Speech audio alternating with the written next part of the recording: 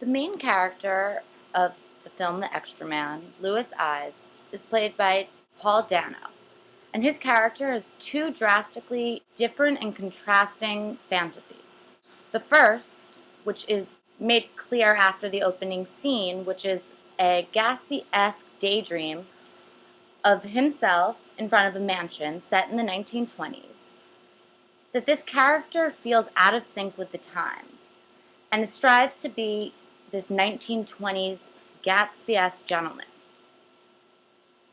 A man who's polite, soft-mannered, formal in his appearance, even the way he dresses, in bow ties and jackets, as well as his mannerisms and behaviors are very much emulated after that of the 1920s. Lewis also has the sexual drive to be a cross-dresser. Just the sight of women's lingerie drives him wild. But I think what makes Lewis such a complex and great character is that he is so ashamed of this desire that he tries extra hard to be this 1920s gentleman in his mind, to overcompensate for this want to be a girl.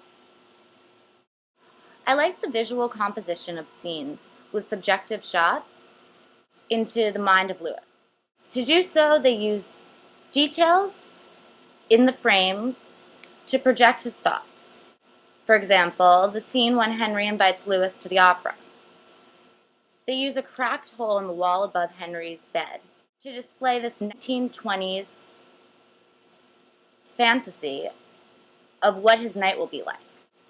But like my video here, it's masked with a sepia color to give that olden time feel.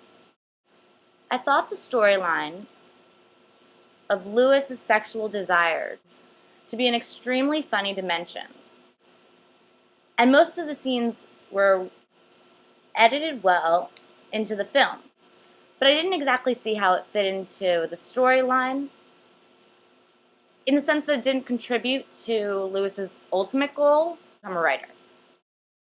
I thought Sherry Springer Berman was great, and I really enjoyed listening to her speak.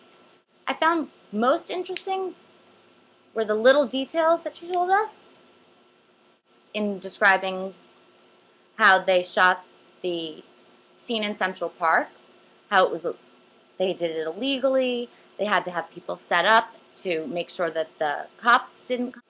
It was just the little details that added to it and just made the film even that much better.